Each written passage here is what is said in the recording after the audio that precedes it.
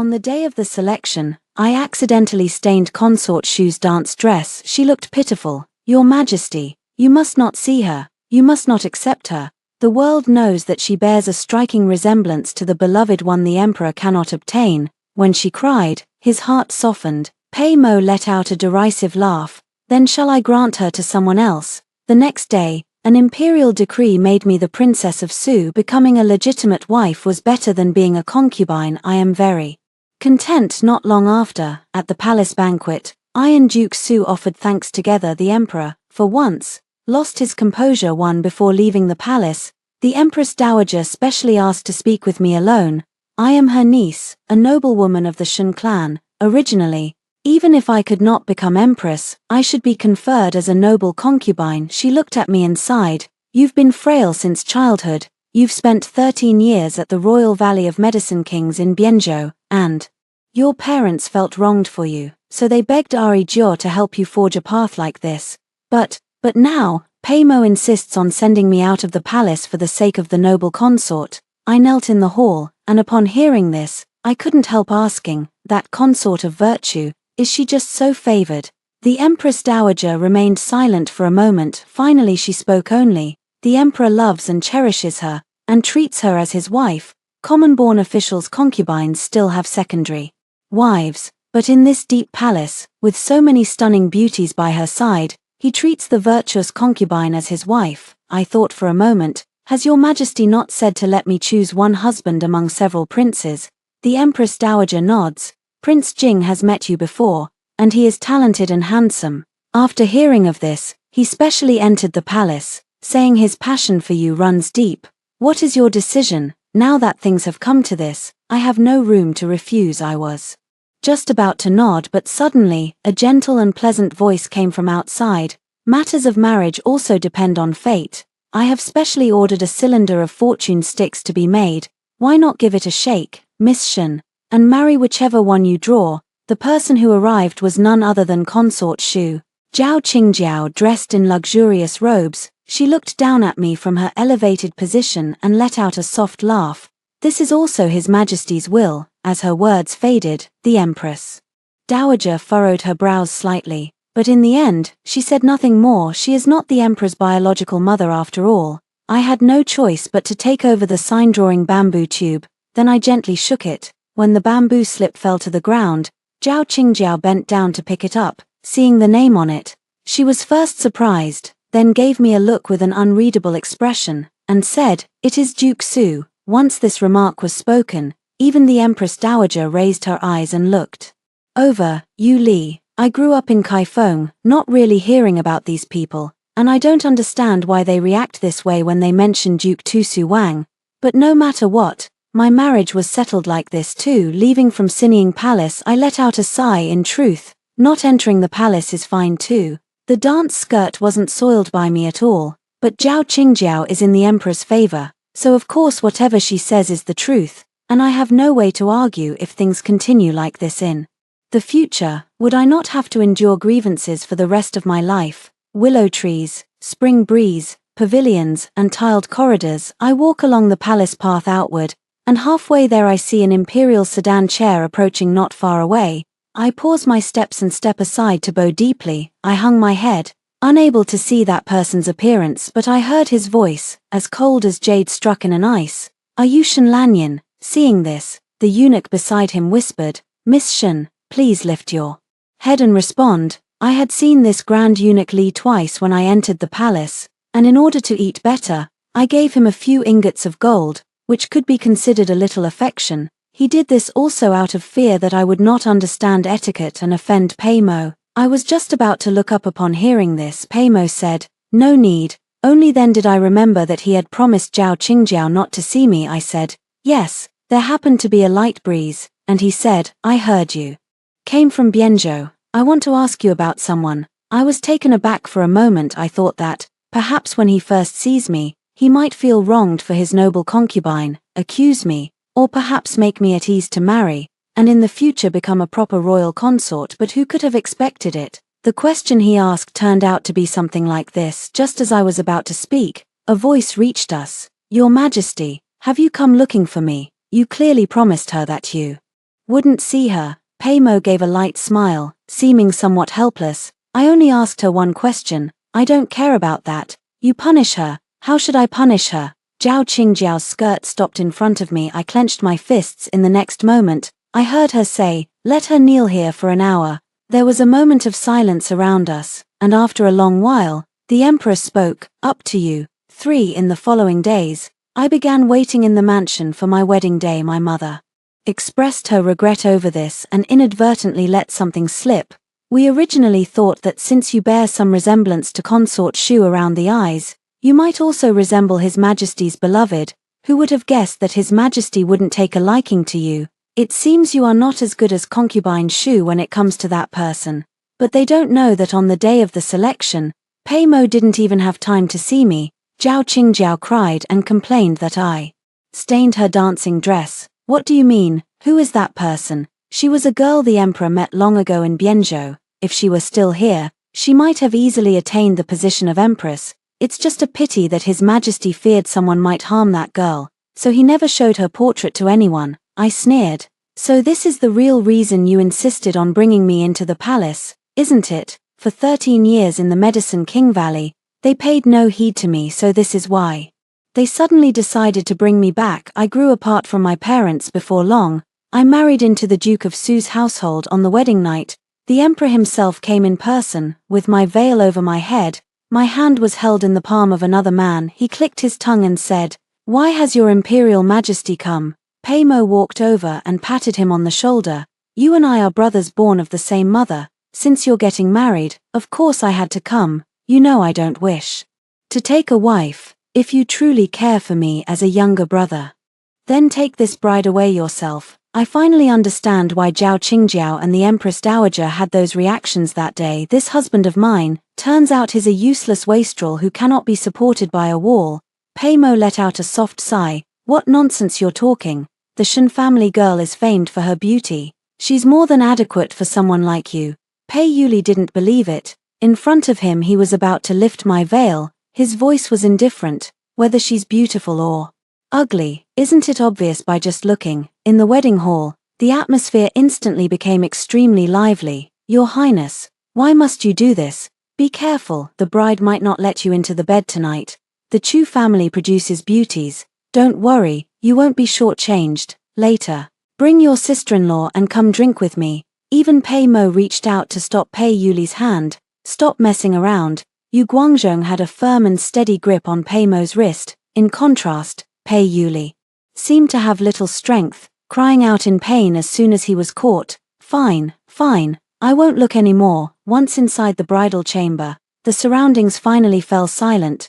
Pei Yuli lifted the veil and glanced at me. They met eyes, his gaze narrowing slightly. After a while, he spoke uncomfortably. You've ruined me. Last night, for you, Prince Jing came all the way to find me and fought a duel with me, too, for I watched him calmly and asked, did the prince win? Pei Yuli stiffened for a moment. He didn't seem to expect me to ask this. Then he laughed softly. He walked to the table, poured a cup of tea, drank it in one gulp, and only then slowly turned his head to look at me. I didn't win. Prince Jing is highly skilled in martial arts. How could a pleasure-seeking, good-for-nothing prince like me ever stand a chance against him? I took quite a few punches. He made it sound so trivial, but I caught the faintest trace of wound medicine. I didn't call him out on it. I stood up and walked over to the dressing table, casually removing the pearl hairpin from my hair. Since you lost the fight, Prince, you should get some rest early. I'm a light sleeper and not used to having someone beside me,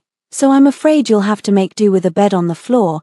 Pei Yuli raised an eyebrow. Instead of getting angry, he readily picked up a quilt, tossed it onto the footstool, and lay down on it himself. Shen Lanyan, I have to say, your temperament suits my taste. He rested his hands behind his head and looked at the ceiling of the bed of efficiency. Don't worry, I'm not interested in you. The Empress Dowager and the Emperor have pushed you onto me, but they both have ulterior motives. Let's team up and live our days, and not interfere with each other. I answered with a simple okay. The candles went out in the darkness. Listening to his steady, long breaths, I felt reassured. I had stayed in the Valley of Medicine Kings for 13 years. I could still tell the difference between a true wastrel and a top-tier internal martial artist. My husband has deceived everyone. 5 The next morning, Pei Yuli and I entered the palace to express our gratitude as required by custom. In the Palace of Compassion and Tranquility, the Grand Dowager Empress sat solemnly at the head of the hall.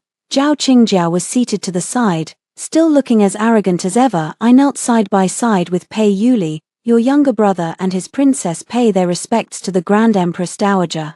The Grand Empress Dowager bid us rise. Zhao Qingjiao fiddled with her nail guards and began to speak in a biting, sarcastic tone. The princess consort of Duke Yu yesterday knelt on the palace path for so long, and today she can still come to thank the grace with her whole body intact. She doesn't seem as frail as the rumors say. Pei Yuli yawned, looking half awake and lax. Her Grace the noble consort is joking. My wife was tired last night and almost couldn't rise this morning. With these words, the whole room fell silent. The Empress Dowager's expression changed, and Zhao Qingjiao clenched her silver teeth hard. I lowered my head and remained silent. At this moment, the eunuch's chant came from outside the hall. The emperor is here. Pei Mo strode into the hall. Zhao Qingjiao immediately stepped forward, sweetly calling, Your Majesty. Pei Mo answered her with a casual reply, his gaze straight toward the center of the hall. The Duke of Su and the princess have arrived. He walked to the throne and sat down. Raise your head. Let me take a look. I, as ordered, raised my head. The moment our eyes met, the great hall was deathly quiet. Pei Mo Gang's hand, which had been lifting the teacup, suddenly paused. With a sharp snap. The fine white jade teacup smashed onto the golden bricks, splintering into pieces. Scalding tea splashed onto his dragon robe, but he seemed unable to feel the heat, staring fixedly at my face. That normally placid-looking face now cracks inch by inch, eyes surging with shock, disbelief, and an uncontrollable zeal. You. He suddenly stood up, his voice trembling. Zhao Qingjiao was startled, quickly taking a wipe to dab at the moisture on his body. Your Majesty, what happened to you? Pei Mo shoved her away. The force was so strong that Zhao Qingjiao stumbled and fell to the ground. Without even glancing at her, he walked straight toward me and stopped half a step away. What's your name? I lowered my gaze and spoke in a calm tone, Minister's wife. Shun, courtesy name Lanyan. Pei Mo's breathing grew rapid. He stared at my brows and eyes intently, as if confirming something. After a long while, his voice hoarse as he spoke. You come from Bianzhou, I replied. Yes. 6 Zhao Qingjiao was helped to her feet by a palace maid, her face pale as ash. She finally realized something was wrong. She rushed over and stood between Pei Mo and me. Your Majesty, didn't you promise your servant yesterday that you would never see her again? Pei Mo cast a cold glance at her that was the gaze of someone staring at a worthless dead thing. Get out. Zhao Qingjiao opened her eyes wide in disbelief. Your Majesty, get out and roll away. Pei Mo raised his voice, and the maids and eunuchs in the hall immediately dropped to their knees on the ground. The Empress Dowager frowned. Emperor, you have lost your composure. Yuli and the Princess Consort Su are still here. Pei Mo took a deep breath. Suppressing his emotions, he pointed at me. The Princess Consort of Su, follow me to the side hall. I have something to ask you. After speaking, he turned and walked away. I didn't move. Pei Yuli stepped forward, stopping in front of me. Elder brother, my princess consort is rather timid. If you have something to ask, could you not do it in my presence? Pei Mo turned his head, his gaze sinister. Yuli, do not forget your place. Step back. Pei Yuli put away his usual rakish smile, and his eyes clashed with Pei Mo's mid-air. The tension is palpable. I gently tugged at Pei Yuli's sleeve. Your Highness, please wait a moment, I'll be right back. Pei Yuli glanced at me, looked away, and stepped back to his original position. I followed Pei Mo into the side hall. Just as the door was closing, Pei Mo turned around and gripped my shoulders with a fierce motion. 13 years. I have searched for you for a full 13 years. His eye sockets were red all around, and his voice carried the wild joy of something you thought you had lost and now found again. That blind girl from the Valley of the Medicine King in Bianzhou, it's you, is it not? I looked at him coldly and pushed his hand away with one shove. Your Majesty has mistaken the person. Pei Mo stared in astonishment. Impossible. Your eyes, your voice, I would never mistake them. He eagerly pulled an old, worn jade pendant from his robes. Look, this is what you left me back then. You said that once your eyes were healed, you would come to the capital to find me. I glanced at the jade pendant. It is indeed mine, but I only find it ironic, since your majesty is so certain, why wouldn't you even allow me to lift my head on the palace path yesterday?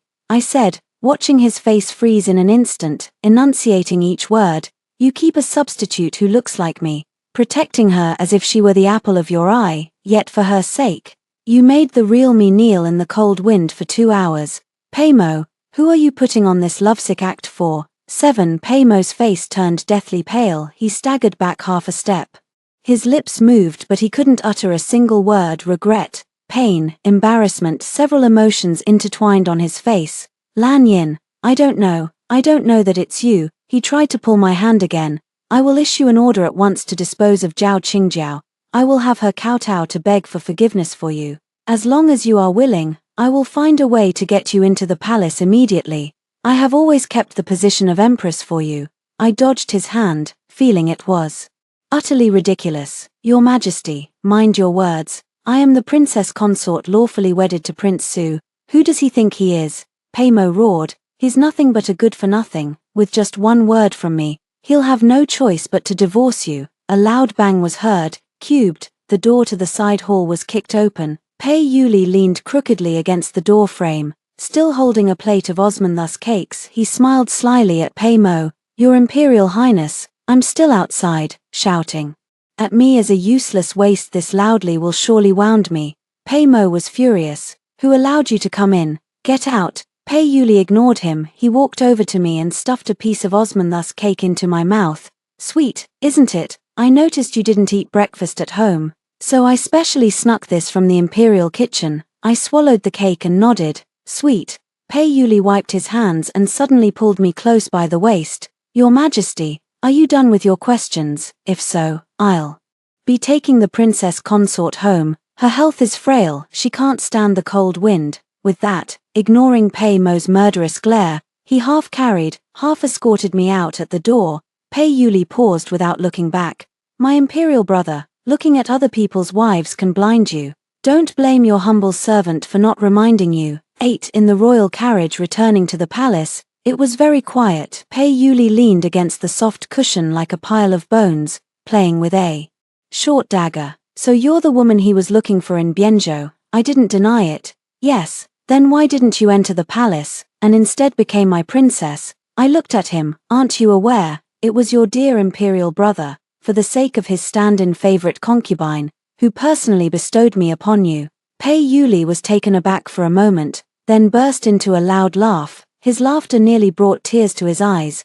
Paymo, you outsmarted everyone, but in the end you personally handed me the woman I wanted the most. Serves you right. After laughing enough, he sat up straight, and his gaze became sharp. However, there is one thing I'm very curious about. When we were in Bianzhou back then, after saving the person, why did you leave without saying goodbye? I abruptly raised my head and fixed my gaze on him. Back then I was recovering in the Medicine King Valley, and my eyes couldn't see anything because of toxin buildup. One day I found a severely wounded boy outside the valley. I took care of him for 3 months. He talked to me every day, telling me about the bustle of the capital and the snowstorms of the north. He promised that once he recovered, he would take me to see all the scenery in the world. Later, my eyesight was restored, but he had disappeared. All that was left was a dragon-patterned jade pendant. I thought that person was Paymo, because after Paymo returned to the capital, he made a grand show of searching for a girl from Bianzhou. But now, why does Pei Yuli know these details? I stared into his eyes. For those 3 months, who was the one who brought me Li Ji's peach blossom pastries from the south side of the city every day? Pei Yuli put away his dagger and said calmly, it was me. And who was the one who said they would take me to see the northern snow and wind? It's me too. I took a deep breath. Then what's the deal with Paymo? Pei Yuli gave a cold laugh. Back when I was assassinated, I was badly wounded and collapsed outside the Medicine King Valley. He was the one who brought people to search for me. He found me, but did not save me. Instead, he took away my amulet, and claimed the credit on the way back to the capital. He thought I was dead. He seized control of my military power under the pretext of recovering from injuries in Bianzhou, and step by step rose to the throne. Pei Yuli looked at me, eyes blazing. Shen Lanyan, the person you cared for back then, it was me, the one who talked with you, it was me, the one who made you a promise, it was me. Pei Mo is nothing but a complete thief. 9. The truth has finally come to light. 2. The doubt that had weighed on my heart for 13 years finally lifted. No wonder Pei Mo, though blessed with a good looks, I could never feel that closeness I had with him back in the day, because the voice was wrong, the smell was wrong, everything about the feeling was wrong. I laughed. Since that's the case, what does the prince plan to do, Pei? Yuli leaned close to me, a bloodthirsty curve curling at the corner of his mouth.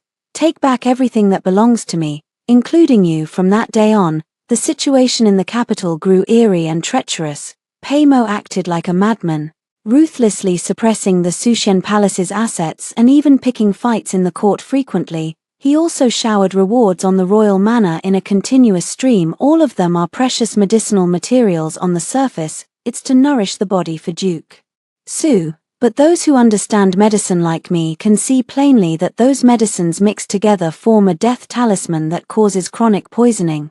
He intends to have Pei Yuli die, and in the palace, Zhao Qingjiao has fallen completely out of favor. Pei Mo revoked all her privileges and confined her to Changchun Palace. She became a complete laughingstock. Half a month later, the Mid-Autumn Palace banquet took place. As the prince and princess, Pei Yuli and I were required to attend. At the banquet, Pei Mo's gaze unwaveringly clung to me. I pretended not to notice, bowing my head to eat. Zhao Qingjiao also arrived. She looked much thinner, her eyes glinting with venom as she stared at me. After 3 rounds of wine, Zhao Qingjiao walked up to me with a cup in hand. Sister, previously I was blind to the mountains and so offending you. This cup of wine, consider it me making amends for you. She forced a smile, but within her eyes lay a trace of murderous intent. I looked at that cup of wine, odorless and tasteless, yet I caught the faintest scent of a lethal poison. 13 years in the Valley of Medicine Kings, and she wants to play poison games with me. I didn't take that cup of wine. I rose to my feet, snatched up the wine cup from my own table, and, Your Highness is too kind. Since this is an apology, how about drinking from my cup instead? Zhao Qingjiao's expression changed. That's against the rules.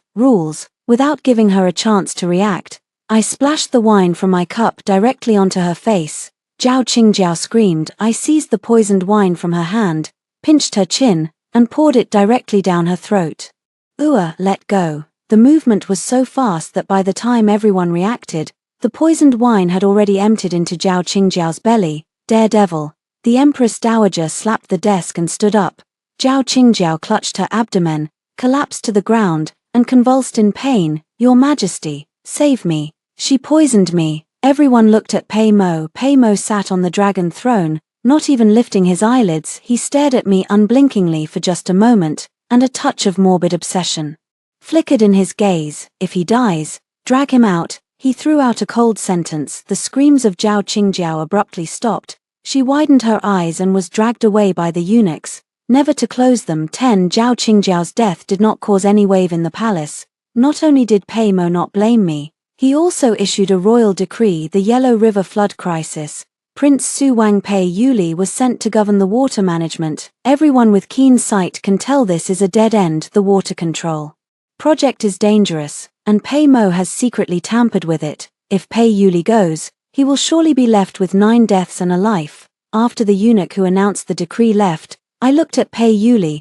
You have to go, right? Pei Yuli wiped his long sword while smiling. Since he has set up the stage, I naturally must finish this show. He stuffed a piece of black iron talisman into my hand. This is the military pass of the Black Armored Guard. I have 30,000 private soldiers outside the capital. After I leave, he will surely make a move against you. Lan Yin, guard the door well. Wait for my return. I gripped the token tightly. Don't you die out there. Pei Yuli leaned in and gave me a light kiss on the lips. Don't worry, I'm counting on coming back to consummate our marriage with you.